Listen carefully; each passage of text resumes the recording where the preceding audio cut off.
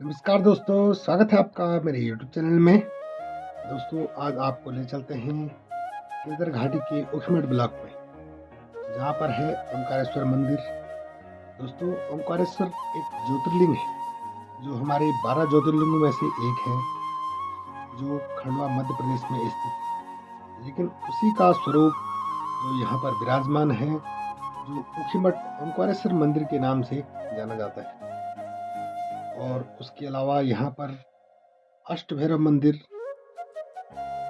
अष्टभैरव के नाम से जानते हैं। यहाँ के पुजारी श्री कुंवर जी के मुखार बिंदु से सुनिए अष्टभैरव की पूरी गाथा।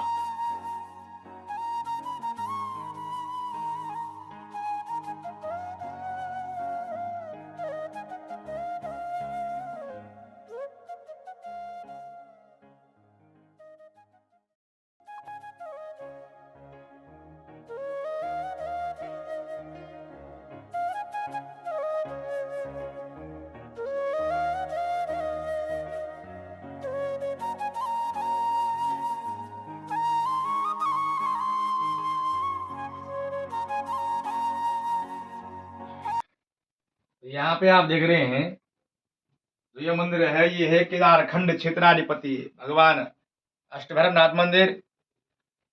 अष्टभैरव का अर्थ होता है 8 भैरव और केदारखंड का मतलब होता है गढ़वाल। तो केदारखंड क्षेत्राधिपति हैं गढ़वाल के भूस्वामी भगवान अष्टभैरव नाथ जी हैं।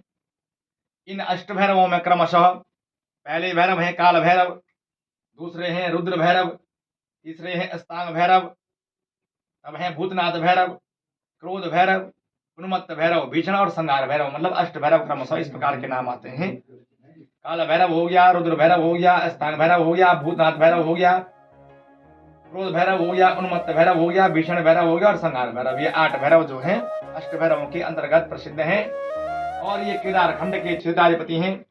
इस स्थान का महात्म्य ऐसा है कि इस स्थान पर केदारखंड की रक्षा के लिए, अंधकासुर नामक दैत्य के अहंकार के दमन के लिए भगवान शंकर ने अष्टभैरवों को जन्म दिया। ये केदारखंड के रक्षक हैं और प्रलयकर्ता हैं और शिव स्वरूप में विद्यमान हैं।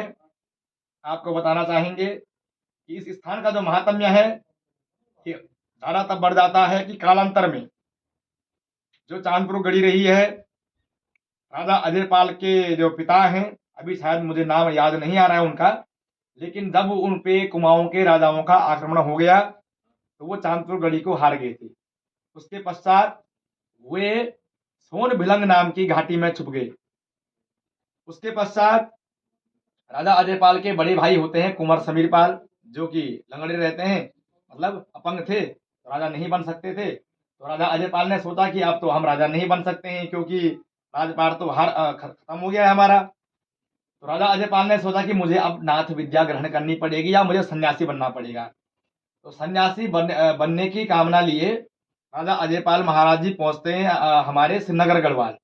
जब श्रीनगर गढ़वाल पहुंचते हैं तो वहां पे उनको गोरखनाथ जी की गुफा, गोरखनाथ जी का मंदिर मिलता है, शीतला माता मंदिर मिलता है। वहां पे गोरखनाथ नाथ संप्रदाय के जो योगी थे सत्यनाथ जी, उनको सत्यनाथ जी के दर्शन होते हैं। वो धुनी रमाए वहां पे रहते हैं। तो सत्यनाथ जी बोलते हैं कि हे राजा, तुम जिस प्रियजन से यहाँ पे आ रखे हो, तुम्हारे भाग्य में अभी सन्यासी बनना नहीं है। अभी तो आप लोग एक ही गढ़ हारे हैं, चांदपुर गढ़ी, लेकिन तुम्हारे भाग्य में ऐसा है कि गढ़वाल के 52 गढ़ों के तुम स्वामी बनोगे। अब राजा बोलता है मैं जो एक गढ़ था वो हम हार गए हैं, भला 52 गढ़ों का राज कैसे प्राप्त करेंगे। तो सत्यनाथ जी बोलते हैं इस प्रकार कुमाऊं में बेताली घाट प्रसिद्ध है, इस प्रकार गढ़वाल में काल घाट प्रसिद्ध है। काल घाट शमशान में जाओ, भगवान काल भैरवनाथ जी को अष्टबली पूजा देकर के प्रसन्न करके सीधी रेखा में ऊपर धौलागिरी पहाड़ी पड़ेगी या धौलागिरी पर्वत पड़ेगा, उसमें जो है भैरवी नाम की शिला है, भैरवी नाम की शिला में तपस्या करो। जब राजा कालांतर में भैरवी नाम की शिला में आते हैं, तपस्या करते हैं, उसके पश्चात भैरवनाथ जी उनको दर्शन देते हैं और अपने कंधे में बिठा करके गढ़वाल के 52 गढ़ों के दर्शन कराते हैं और कहते हैं कि तू गढ़वाल के 52 गढ़ों का स्वामी बनेगा। इसी कारण से राजा अजयपाल की उसके पश्चात कभी युद्ध में हार नहीं हुई, उन्होंने गढ़वाल के 52 गढ़ों पे विजय प्राप्त करी। संवत 1571 में राजगद्दी धारण करते हैं। 1572 में राजा महाराज फिर यहाँ पे यात्रा करने आते हैं और धर्मनाथ जी उनको बोलते हैं कि भाई आज के बाद मुझे यहाँ का जो पुजारी है राजवंशज ही पुजारी चाहिए, राजा का जो वंश है वही मुझे पुजारी चाहिए। तो राजा उनको वचन देते हैं कि ठीक है, आज के बाद राजवंशज ही यहाँ पे पूजा करेंगे। प्रथमतः वो अपने भाइयों को बोलते हैं, लेकिन भाइयों के जो बच्चे होते हैं वो मानते नहीं है, क्योंकि उनको ये रहता है कि भाई हम बड़े बड़े रजवाड़े के लोग हैं, हम किसी देवता को किस प्रकार पूज सकते हैं, हम बड़े राजवंशज हैं, किस प्रकार हम इनको पूजेंगे। तो कालांतर में तब दोष होता है चांदपुर गढ़ी पे। राजा जो है उस कारण से अपनी राजधानी को श्रीनगर देवलगढ़ जो है माइग्रेट करते हैं, शिफ्ट कर देते हैं 5 वर्ष के लिए। देवी राजराजेश्वरी की आज्ञा होती है कि यहाँ भी तू नहीं टिक पाएगा, इसलिए 5 वर्ष के पश्चात राजा जो है महाराज देवलगढ़ छोड़ के श्रीनगर पहुंच जाते हैं। उनके बड़े भाई जो समीरपाल रहते हैं उनको जुलगढ़ आदिबद्री की रियासत मिलती है, और जो छोटे भाई रहते हैं उनको चांदपुर गढ़ी की रियासत जो है प्राप्त होती है। उसके पश्चात कालांतर में उनके जो वंशज रहते हैं वो कासवा नामक गांव में मतलब निवास करते हैं। इसलिए कुंवर जो जाति रही है उपाधि के रूप में जाति है, वैसे जाति से पवार या परमार राजवंश रहा है, ठीक है। और जो कुंवर उपाधि है वो जाति रूप में उपाधि है, बाद में वो जाति ही बन गई है। और जो शाह उपाधि टीरी के जो शाह हैं वही परमार वंश के हैं, लेकिन हमारी शाखा के हैं, लेकिन जो है शाह उपाधि उनको मुसलमानों ने, मोमिन शासकों ने उनको दे रखी है। तो यहाँ के जो पुजारी हैं हम क्रमशः अपने जो है चांदपुर क्षेत्र से यहाँ पे राजा के भाई के वंशज हम यहाँ पे देवता की पूजा के लिए आ रखे हैं। और जो है हम ही यहाँ पे भगवान की नित्य पूजा, दैनिक जो भोग लगता है, यज्ञ हवन जो है हमारे आचार्य लोग ब्राह्मण लोग करते हैं। और जो यहाँ पे देवता का जो पूजन जो होता है, जो परंपरा इसकी चलती है, जो आदिकाल से चलती आ रही है, वो हम ही लोग करते हैं। आपको दर्शन कराएंगे। माँ आदिशक्ति भगवती चंडिका है, भगवती आदिशक्ति चंडिका भगवती है। यहाँ पर हमारी कुल देवी भगवती नंदा है, माता भराड़ी देवी है, माता राजराजेश्वरी है, माता यहाँ पे भगवान हित देवता है, बिनसर है, लाटो है, बोलिया है, जाग है, कैरा पीर देवता है, गढ़वाल के 52 गढ़ों के 52 भैरव है। माता भगवान अष्टभैरवेश्वर या अष्टभैरवनाथ जी है, माता पार्वती है और माता सती है, रिद्धि है और सिद्धि है, नल कुबेर धन कुबेर उभराई है। अष्टभैरवेश्वर महादेव है, भगवती दक्षिण कालिका है, भगवती महालक्ष्मी है, भगवान जय विजय है, घंडियाल देवता है।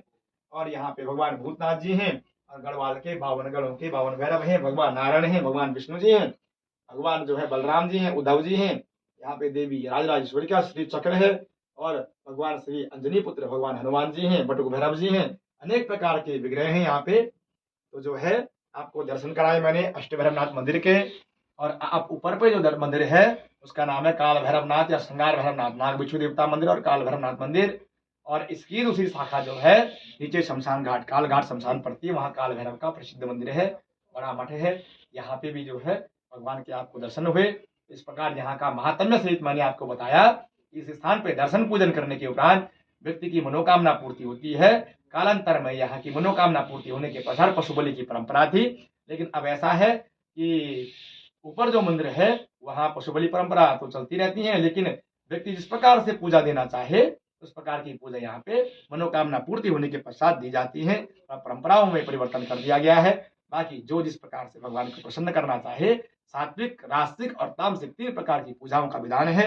इस प्रकार से यहाँ पे ये केदारखंड क्षेत्राधिपति अष्टभैरवनाथ जी का मैंने आपको विग्रह दर्शन कराए, दरबार के दर्शन कराए। इन परमोत्तम कामनाओं के साथ आपके परिवार की सुख समृद्धि कामना और वंश वृद्धि कामना भगवान धर्मनाथ स्वामी, अष्टभैरवेश्वर महादेव और मां चंडिका जगत जननी से आपकी कामना दीर्घायु कामना करते हैं। इस प्रकार की परमोत्तम कामना भगवती के चरणों में करते हैं। धन्यवाद। बोले अष्टभैरवनाथ की जय।